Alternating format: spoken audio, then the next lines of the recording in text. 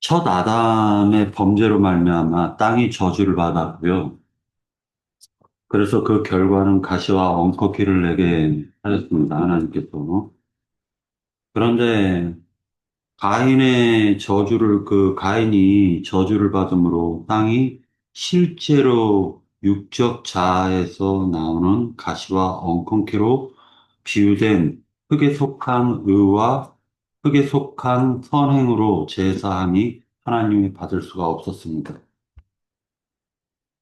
하나님이 친히 대속제물로 준비해 주신 양의 첫 새끼와 그 기름을 살라서 번제로 드린 아벨의 제사장은 죽인 가인 땅의 제사장, 아벨의 제사장을 땅의 제사장인 가인이 죽였죠.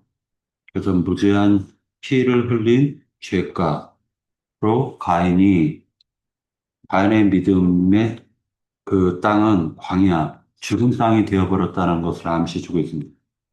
그래서 사람이 먹을 수 있는 채소를 내지 못하는 땅, 갑절의 저주를 받은 땅이 되었습니다. 자, 이것을 갖다가 레위기 14장을 같이 한번 보도록 할게요. 14장.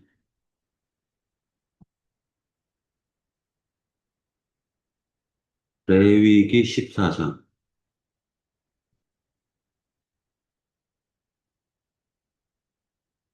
자, 찾았죠? 갑절의 저주를 받은 상태라는 건 사실은 그 인간이 최고의 저주를 받은 게 병 중에 문둥병이에요. 그래, 갑절의 저주를 받았다라는 건 문둥병에 걸렸다라는 것을 의미하는 것입니다. 그런데 14장에서 보면은 2절에 보면은요, 나병 환자가 정결하게 되는 날이라는 그 정결하게 되는 날, 그 규례는 이러하니라. 곧 사람을 제사장에게로 데려갈 것이요. 제사장은 진영에서 나가 진찰할지니 그 환자에게 있던 나병 환자가 나았으면 이라고 되어져 있죠.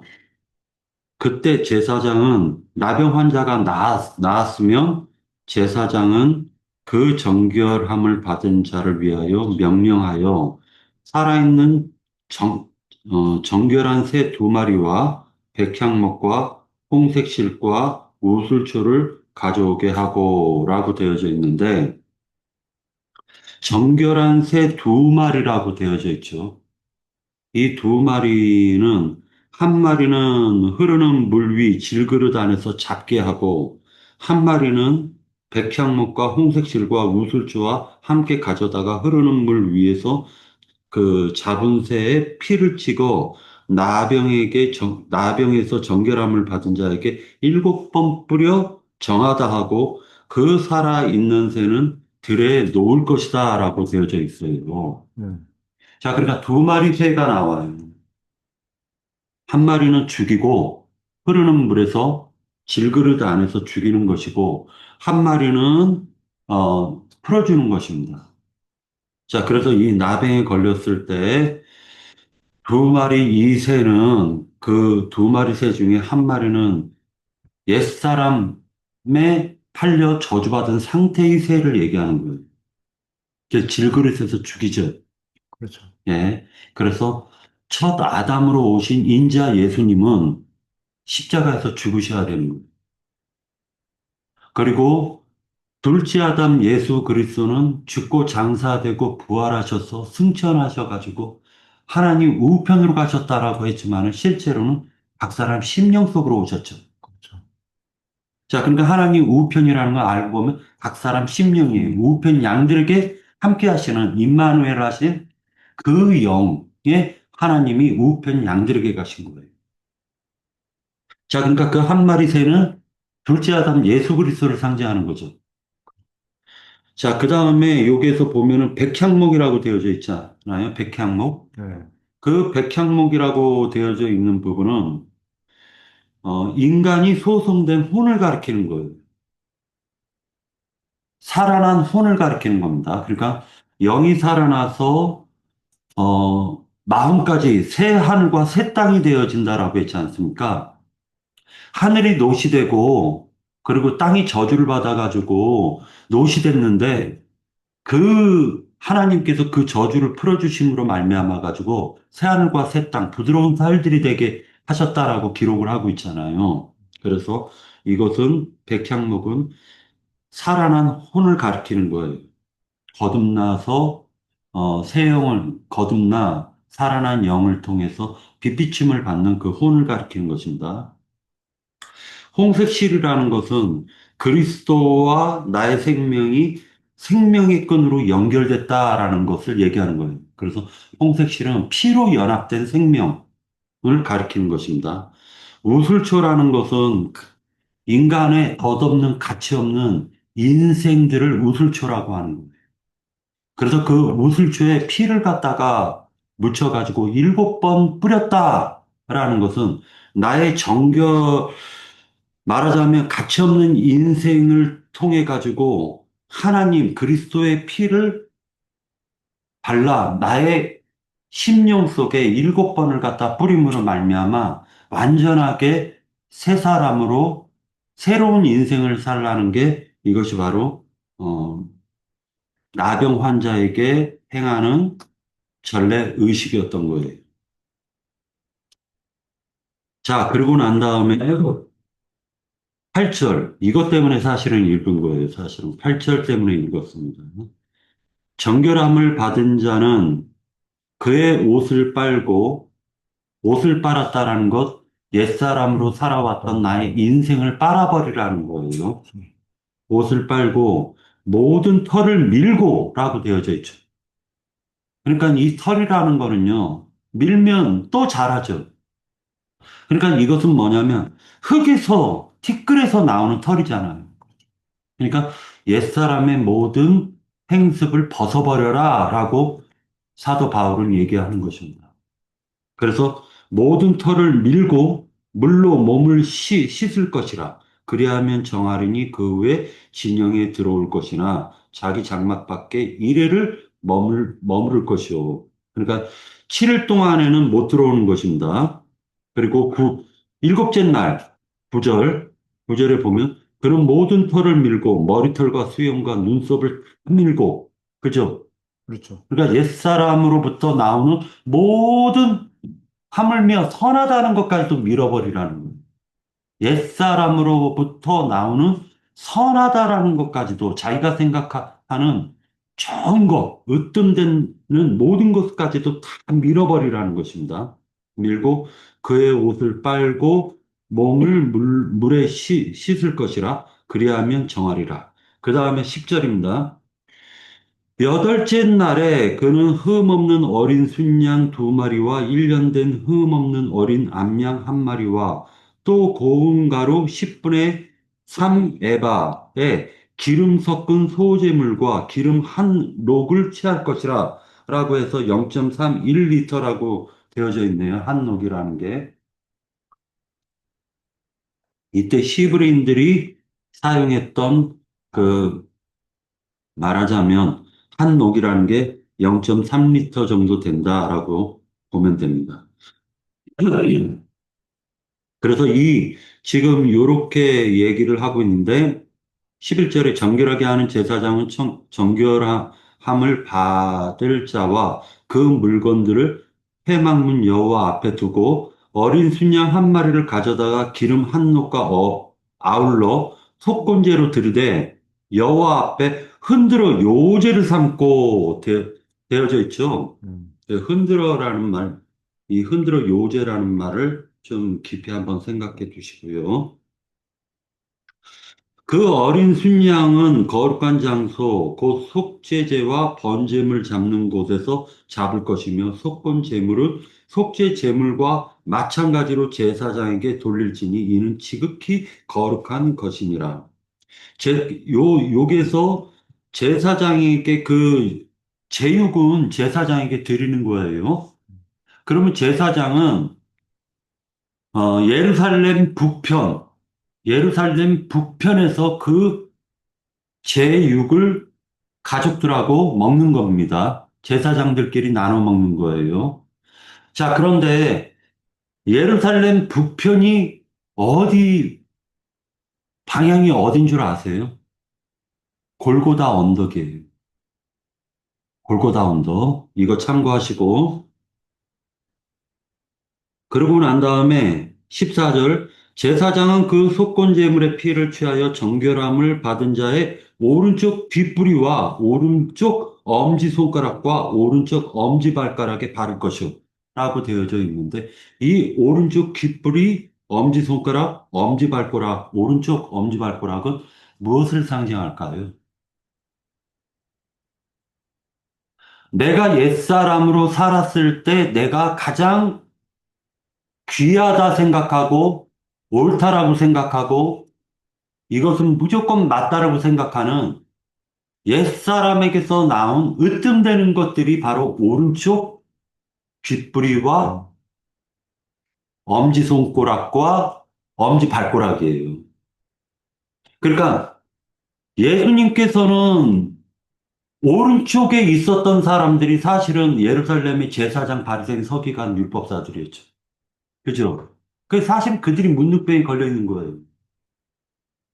그런데 예수님은 왼편에 서 있었던 거죠. 힘없는 자들과 함께 있었던 거잖아요. 그렇죠. 그러니까 오른편이라는 것은 인간의 옳음과 인간의 선함과 인간의 옳다라는 지식과 지혜를 얘기하는 거예요. 그러니까 옛사람에게서 나온 것들인 거예요. 거기에 속건 제물의 피를 귓부리와 오른쪽 귓부리와 엄지손가락과 엄지발가락에 다 바르라는 거예요. 피로. 예수님의 피로. 자, 그런 다음에 제사장은 또 그 한 녹의 기름을 취하여 라고 했는데 이 한 녹의 기름은 그 영을 상징하는 거예요. 그 영. 살려주시는 그 영이 바로 우리들 가운데 부어주죠. 그래서 새 영과 새 마음을 갖다가 주시는 거죠. 그러니까 한 녹의 기름이라는 건 바로 예수, 그리스도 예수의 영을 가리키는 거예요. 예, 보혜사 중보자를 가리키는 것입니다. 자, 속건제물의 피도 예수님, 그 영의 피를 얘기하는 거죠. 그렇죠. 그리스도의 피를 얘기하는 거예요. 자, 그러니까 저주의 저주를 받은 자는 7번 뿌리라고 얘기할 때 16절 오른쪽 손가락으로 왼쪽 손에 기름을 찍어. 자, 그러니까 제사장은 왼쪽에 기름을 붓는 거죠. 왼쪽에. 왼쪽에 기름을 부어서 오른쪽 손가락으로 귓불이 발, 손, 엄지손가락, 엄지발가락을 발라주는 거잖아요. 자, 그러니까 피도 발라주고 기름도 발라주는 거예요. 이해되셨죠, 이거는? 자, 그러고 난 다음에 웃을 쳐가지고 7번 뿌리는 거예요, 7번. 그러니까, 문둥병에 걸리면 어떻게 해라? 나의 입을 가리고 나는 부정하다, 부정하다, 부정하다 해야 되는 거죠. 부정하다, 부정하다, 부정하다 해야 되는 거예요. 그러면 지나가는 제사장이 그 부정을 갖다 정하게 만들어주는 거예요. 맞죠?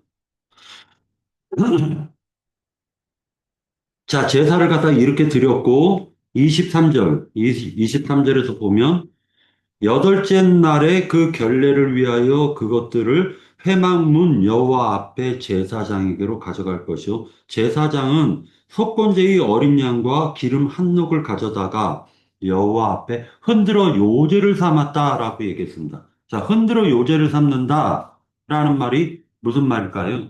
자, 한 가지만 여기서 더 덧붙이자면은 오른쪽 귀와 엄지손가락과 엄지발가락에 기름과 피를 발랐다라는 건 사실은요, 엄하게 꾸짖었다라는 거예요. 문둥병이요, 남의 말 안 들어요. 문둥병 걸린 사람의 특징이 교만병이잖아요. 저주의 저주를 받았다라는 건 내가 다 안다가 되는 거잖아요. 내가 밝기 본다가 되는 거잖아요. 그러니까 말하자면 그 장로 형제님 말씀처럼 성경을, 세상적으로도 쥐뿔도 모르면서, 그죠? 문자대로 아는 게 성경 아는 게 아니잖아요. 성경에는 그 숨겨져 있는 하나님의 생명이 흘러가고 있잖아요. 근데 문자대로 아는 바리새인 서기관 율법사들이 문둥병이 걸려 있는 상태잖아요. 그게 문둥병이라는 교만이잖아요, 교만. 그러니까 귓보리에다가 피를 바르거나 기름을 바른다는 건 그 영의 말씀으로 책망해서 엄히 꾸짖는다라는 걸 얘기하는 거예요. 이게 문둥병은 꾸짖어서 낫게 하는 거예요. 문둥병의 특징이 아담은 저주를 받고 가인은 저주의 저주를 받았다라는 건 지금 바벨론의 포로로 사로잡힌 상태를 얘기하는 거잖아요. 그러니까 음료 교리를 받은 상태를 얘기하는 거예요. 세상 기독교인들이 지금 자기가 다 구원받았다라고 생각하고 있죠. 자기는 밝히 본다라고 생각하고 있죠. 자기는 지금 자기만 하나님이 엄청 사랑하신다라고 생각하잖아요. 눈물 콧물 흘려가며 기도원에서 뻑뻑 기어다니면서 목사님한테 막 가가지고 눈물을 흘리면서 예수 보혈의 피, 그 손에 그 못자국이 얼마나 아팠을까 하면서 기어다니는 그 혼적 신앙이라는 게 그게 문둥병 걸린 증세란 말이에요. 그러니까 귓부리에다 대고 그 들리지 않으니까 쳐서 귓구녕을 뚫어주는 거란 말이에요, 지금. 그 영의 말씀 가지고. 그리고 자기가 가장 선하다, 의지했다, 자기가 믿음이 굉장히 좋다 하는 그 엄지 손가락에다 대고 피를 바른다는 건 쳐서 얘기한다는 거예요. 쳐서. 몸이 꾸짖었다. 꾸짖어서 문둥병을 낫게 하는 것입니다. 자, 그런데 이게 요제 속건제 23절에서 보니까 어린 양을 잡아서 제사장은 그 속건 제물의 피를 가져다가 정결함을 받아 그 또 얘기를 하는 거예요. 오른쪽 귓부리와 오른쪽 엄지손가락과 오른쪽 엄지발가락에 바를 것이다. 라고 했으니까 피를 이제는 또 바르는 거죠. 그러니까 두 번 바르는 거예요. 기름 바르고 피 바르는 거예요. 자, 근데 그걸 요제로 흔들었다라는 말은 술 취해 혼치케 하는 바벨론에 혼치케 하는 음료에 술을 마시면은요, 낮인지 밤인지 뭐야 뭐, 부모님도 못 알아보는 상태가 되잖아요. 술 취하면. 그렇지. 그죠? 술을 많이 취하면. 아이, 모르지. 많이 취하면. 지가 되자. 예. 그걸 흔들어 깨우는 걸 지금 얘기하는 거예요. 그러니까 여기에서 지금 흔들어서 요제로 드린다, 그러니까 흔든다, 흔들어. 이렇게 흔들어 된 거잖아요. 정신 차리러. 그러니까 야, 정신 차려 이 뜻인 거예요, 지금. 그냥 나병이 걸리면 저주의 저주를 받으면 그냥 얘기해선 될 게 아니라 책망하고 꾸짖고 흔들어서 정신 차려. 제발 좀 정신 차려야지 제정신으로 돌아온다는 거예요.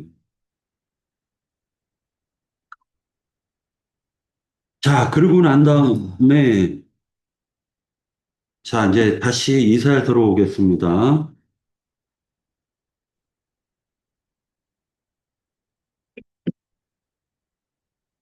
자, 이사야서에서 그가 곤욕을 당하여 괴로울 때에도 그 입을 열지 아니하였으며 했을 때 곤욕이라는 게, 이 말씀은,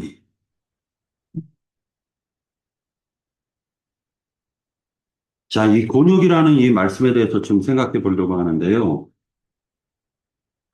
이 곤욕은 심한 모욕을 당하다 또는 참기 힘들다라는 참기 힘든 일을 얘기하는 거예요. 그러니까 그렇지. 억제, 억압, 압박, 강압, 이런 것을 얘기하는데, 고나다라는 이 말은 기운 없다라는 뜻이죠. 그렇죠. 자, 그런데 이게 한문에 보면은요, 성경의 나무는 누구를 상징하죠?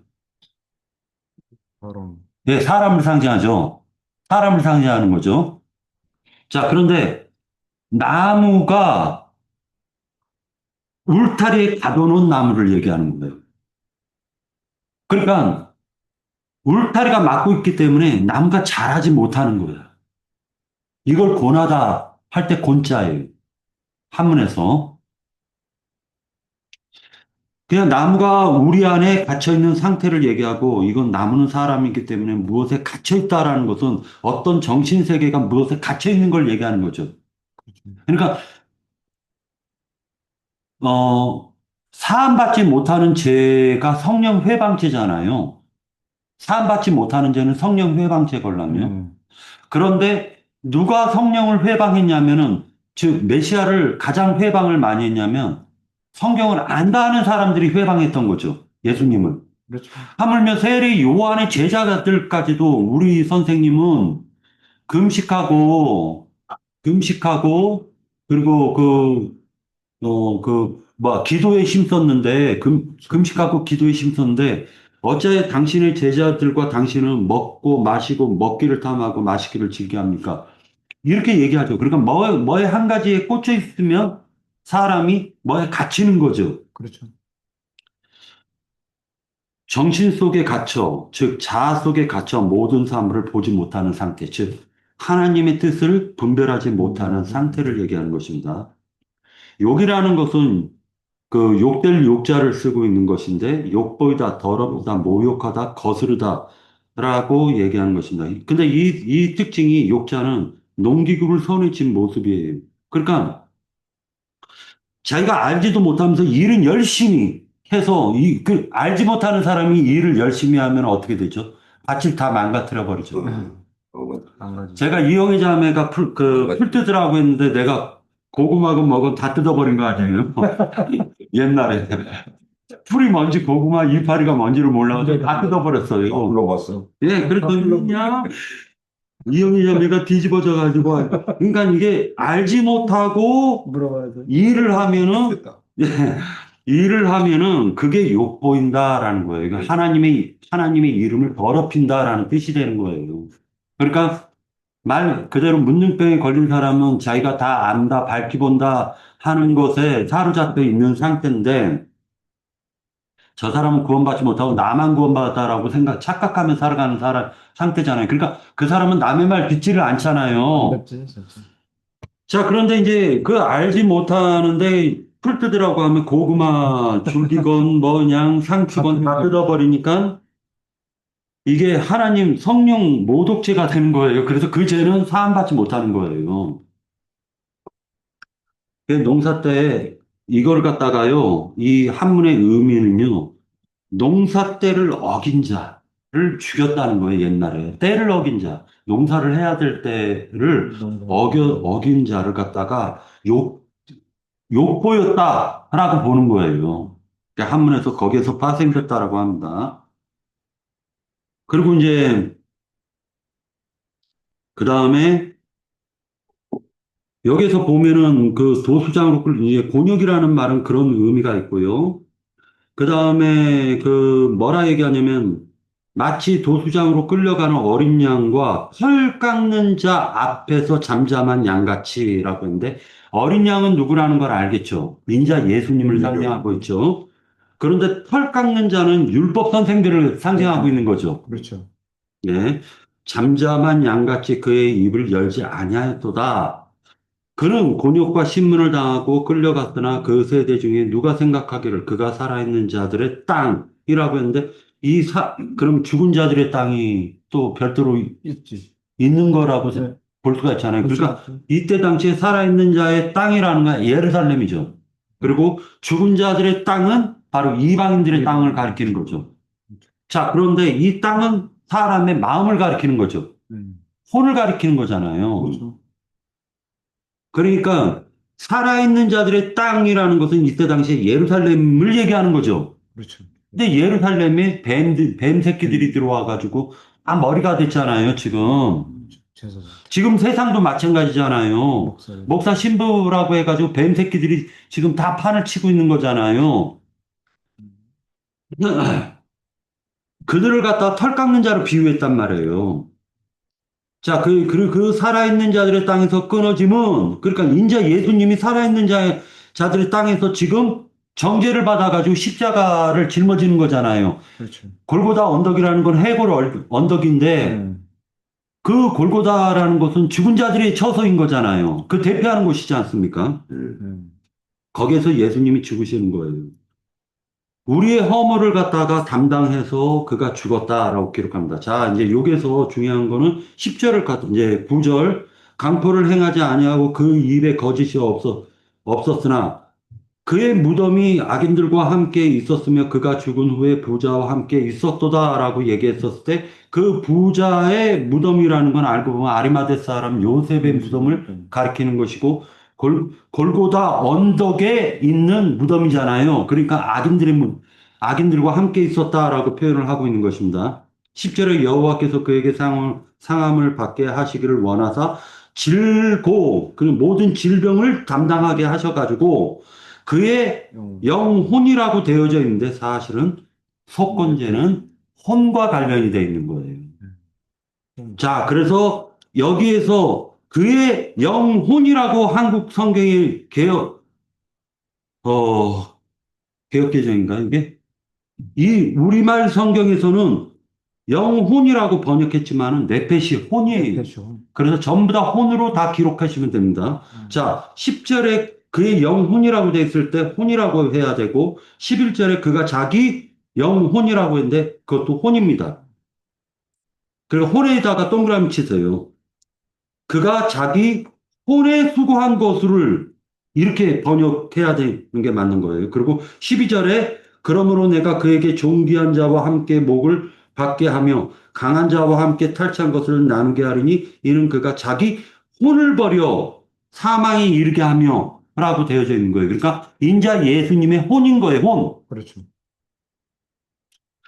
자, 속죄의 죄는 영과 관련이 있죠.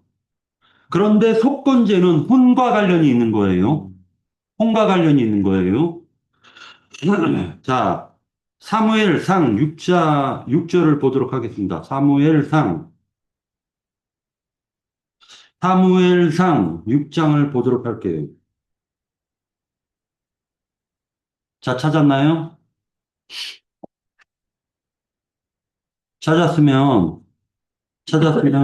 읽어 나가도록 하겠습니다. 6장에서 보면은 이제 그 중요한 핵심 구절만 얘기할 건데요. 자, 블레셋의 그 법궤를 갖다 빼앗겼잖아요. 그 법궤를 빼앗긴 그 제사장의 두 아들이 이름이 누구죠? 요압인가. 예, 홈리압 비느하스예요. 자, 엘리 제사장의 두 아들은 홈리압 비느하스인데 전쟁에서 블레셋 사람들은 누구를 가리키는 거죠? 할례 받지 못한 자. 예, 할례 받지 못한 자들이죠. 하려면 정말. 할례 없는 종교인들을 가리키는 거예요. 자, 그러니까 이 종교인들의 믿음의 실상, 그들이 믿고 있는 그 신의 실상이 무엇이라는 걸 우리가 한번 살펴볼 필요가 있는 것입니다. 자, 그러니까 이 지금 사무엘상 6장을 내가 왜 보자고 했냐면은 자, 5장을 같이 한번 보도록 할게요. 5장 법궤가 블레셋으로 빼앗겼는데 5장 6절 5장 6절 자, 누가 한번 읽어 보시겠습니까? 여호와 손이 아스돗 사람에게 엄중히 더하사 독한 종기의 재앙으로 아스돗과 그 지역을 쳐서 망하게 하니. 자, 독한 종기라는 게 이게 문둥병이라고요. 독종. 독종. 이제 아시겠죠? 그러니까 왜 아까 내가 레위기의 속건 제사가 왜 문둥병과 관련이 있는가를 갖다가 지금 얘기를 하는 건데 이게 독종이라는 게 독종이 바라게 하셨다라는 겁니다. 실제 여호와의 법궤가 할례받지 못한 자들에게 가니까 그들이 독종이 바라더라는 겁니다. 이 독종이 뭔지를 알죠? 막 성내고 화내고 그러니까 장로 형제님께서 어떤 사람을 만나 목사를 만나 이런 진리의 말씀, 영적인 말씀을 해주시면 그들이 다 독종을 내죠. 그렇죠. 열네지. 처음에는 이렇게 하다가 나중에는 하다가 그냥 막 화내버리잖아요. 그리고 가버리잖아요. 자, 그 다음에 9절, 5장 9절. 그것을 옮겨간 후에 여호와의 손이 심히 큰 환난을 그 성읍에 더하사 성읍 사람들의 작은 자와 큰 자들을 다 쳐서 독한 종기가 나게 하셨다 해서 독종이죠, 이것도. 그냥 문둥병이죠, 문둥병. 자, 그리고 난 다음에 11절, 아니 12절. 죽지 아니한 사람들은 독한 종기로 치심을 당해 성읍의 부르짖음이 하늘에 사무쳤더라라고 되어져 있는 거예요. 맞죠? 그러니까 지금 법궤가 블레셋 다섯 방백들의 곳을 다섯 군데를 순회하니까 다섯 군데가 다 독종으로 다 사람들이 막 죽겠다 막 난리가 난 거예요, 지금. 이해되셨죠? 자, 그러니까 이제 이 블레셋 사람들이 이제 이 법궤를 갖다 가지고 하나님의 법궤를 갖고 있을 수가 없잖아요. 그래서 6장 1절 여호와의 궤가 블레셋 사람들의 지방이라고 했는데 이게 들판입니다. 들판.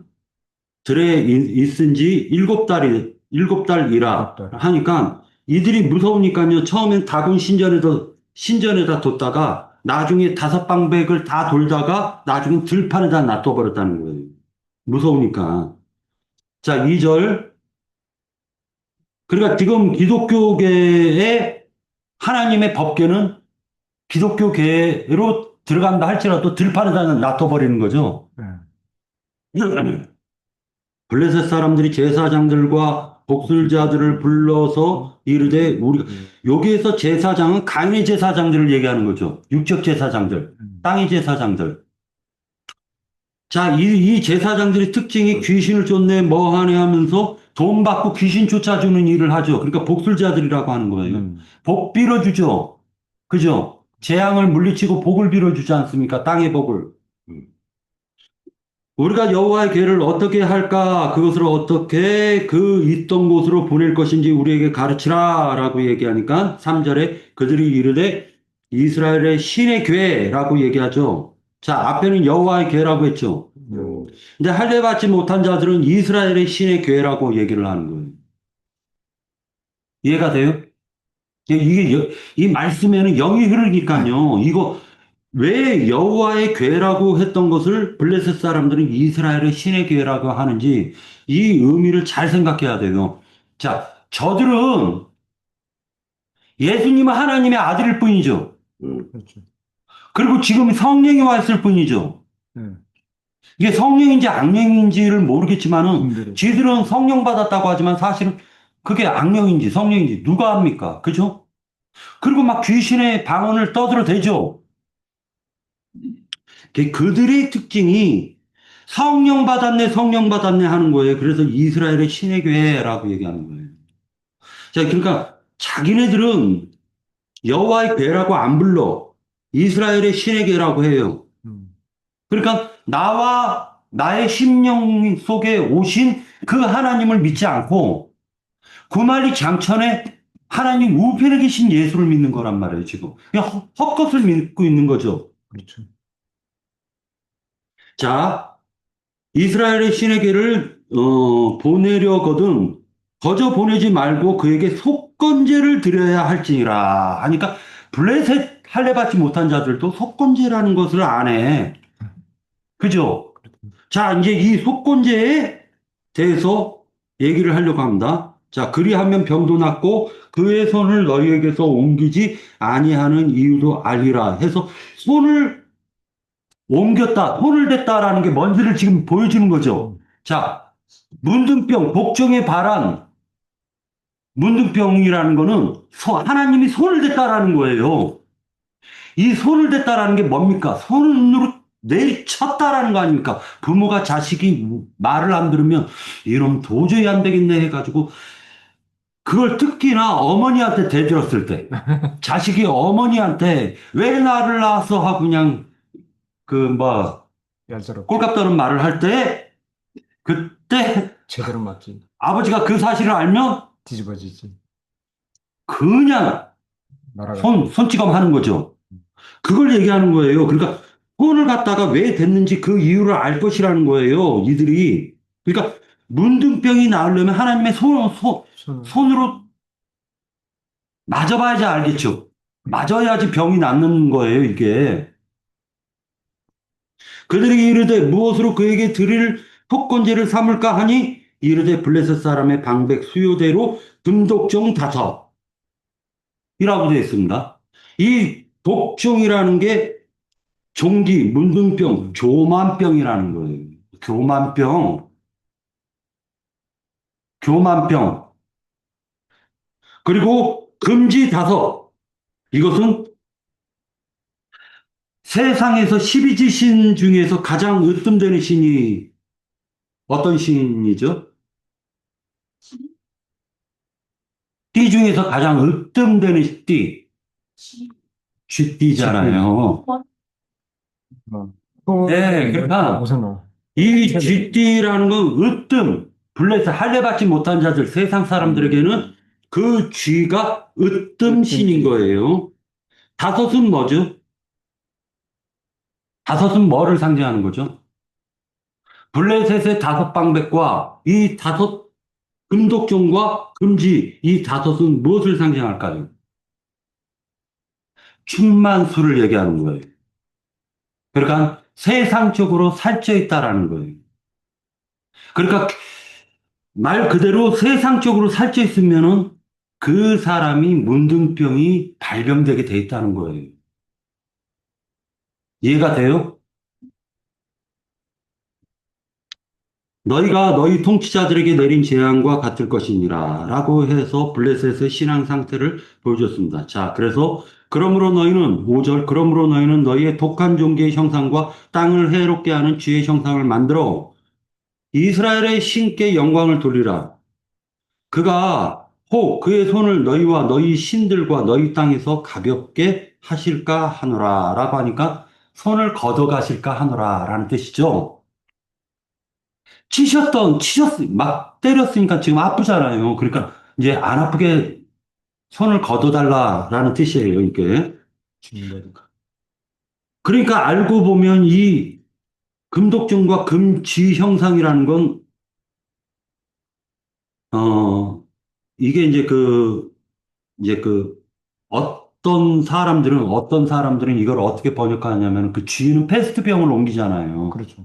패스트병을. 그래서 블레셋인들이 고기발하고 패스병에 많은 사람들이 죽었다. 그래서 그 쥐를 갖다가 이렇게 형상화해서 금으로 해서 보냈다라고 얘기를 하는 사람도 있어요. 그런데 저는 어떻게 보냐면 그 블레셋이 법궤, 하나님의 법궤 안에는 하나님의 어, 언약 돌판이 있는 것인데 이들 할례받지 못한 자들의 법궤 안에는 금독종과 쥐가 있다는 거예요. 그러니까 세상 풍요를 갖다 주는 금두꺼비 신을 이들은 좋아하는 거예요. 세상 복을 웃기니까 이들의 신인 거예요. 그러니까 똑같이 법궤는 똑같이 보이는데 똑같이 예수여라고 하는데 저들은 세상 복 달라는 거고 육신의 복을 달라는 것이고 우리는 하늘의 복을 달라고 하늘의 지금 복. 외치는 거예요. 저들과 우리의 신앙 상태가 이렇게 차이가 나는 것입니다. 자, 그래서 이제 쭉 내려가서요.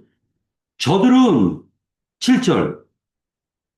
저들은 그러므로 새 수레를 하나 만들어 멍에를 메어보지 아니하는 젖나는 소 2마리를 끌어다가 라고 되어져 있는데 원래 하나님의 법궤는 어디다 매야 된다? 제사장의 어깨에 매야 되잖아요. 그렇죠. 그런데 이들은 수레에다 매는 거예요. 그러니까 예수님께서 오셔가지고 너희는 손가락 하나 까딱하지 않는다라고 얘기를 했잖아요. 그러면서 멍에를 매게 만들어 버리지 않습니까? 그죠? 그렇죠. 그러니까 유대교라는 건 지들은 손가락 까딱하지 않고 연락이 말하자면 지하 단칸방으로 쫓겨나가지고 우리 목사 때문이야, 목사 때문이야. 나는 지하 단칸방 이거를 하게 만들어버리는 거예요. 은혜 받았네 하면은 어느 날 지하 단칸방으로 가는. 그리고 숫소도 아니고 젖나는 소니까 알고 보면 새끼를 바로 낳은 소를 얘기하는 거죠. 그러니까 처음에 새끼 낳은 암소를 얘기하는 거예요. 암소. 그러니까 알고 보면 이들의 신은 이들은 암컷들한테 성경 말씀 배우네. 보니까. 그래서 성경에서 보면 큰 성 바벨론은 음녀다라고 얘기하는 거예요. 남자가 아닌 거예요. 그러니까 여자와 여자가 더불어 행음한다라는 뜻을 이제 알겠죠. 그러니까 말씀을 받아야 될 자가 문자대로 알아가지고 신학교 졸업해가지고 아무것도 알지도 못하면서 가르치는 것은 여자가 여자를 가르치는 걸 얘기하는 거라고요. 그래서 큰 성 바벨론은 음력교의 교계라고 얘기하는 거예요. 자, 그러니까 점나는 소 두 마리라고 했으니까 이것은 멍에를 메어 본 적이 없는, 즉 수레를 끌어본 적이 없는 소를 얘기하는 거예요. 이해가 돼요? 네. 그리고 젖 빨아먹는 소를 갖다가 강제로 젖 못 빨게 만들어가지고 지금 암소 두 마리로 이거 법계를 짊어지게 한 거 아니에요? 수레에 태워가지고. 그러면 그 새끼들은 뭡니까? 젖 빠는 새끼들은? 소들은? 이것들은 음녀의 자식들을 얘기하는 겁니다. 음녀의 자식들을. 자, 그 다음에 두 마리를 끌어다가 소의 수레를 메우고 그 송아지들은 떼어 집으로 돌려보내고 하니까 이 송아지가 바로 음녀의 자식들입니다. 여호와의 궤를 가져다가 수레에 싣고 속건제를 드릴 금으로 만든 물건들을 상자 안에 담아 궤 곁에 두고 오라고 했는데 이 상자라는 말이 개라는 말과 비슷한 말이라는 거예요. 거의 비슷한 말인 거예요. 그러니까 괴라는 말이 괴가 두 개가 있는 거야. 하나는 하나님의 법이 있고 하나는 금독종과 쥐새끼들이 있는 다섯 마리씩 있는 금지가 있는 그 괴를 싣고 가게 만드는 거예요. 자, 어디로 가냐? 어디로 가냐? 9절 보고 있다가 만일 괴가 그 본 지역길로 올라가 벳세메스라고 되어져 있죠. 벳세메스. 이 벳세메스라는 게 바로 벳하고 세메스라는 합성어예요. 베트세메스라는 합성어인데 이것은 태양의 집이라는 뜻이에요. 태양의 집. 그 다음에 벳세메스로 갔죠. 자, 14절, 6장 14절.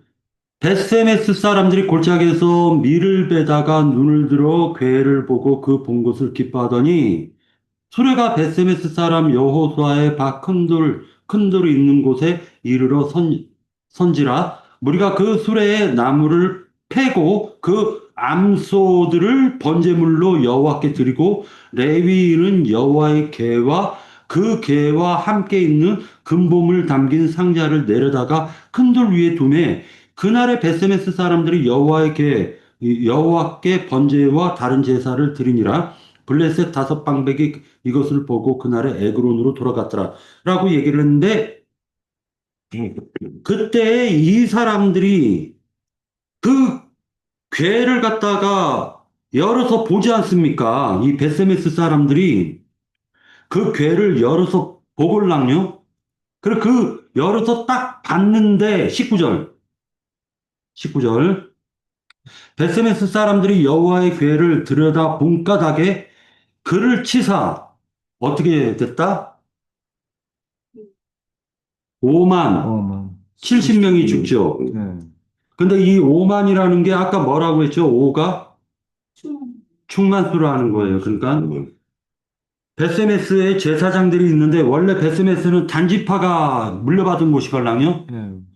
단지파가 물려받은 곳인데 그것을 갖다가 레위 지파들이 차지하게 된단 말이에요. 실제로는 그 분깃을 레위 지파들이 얻어요.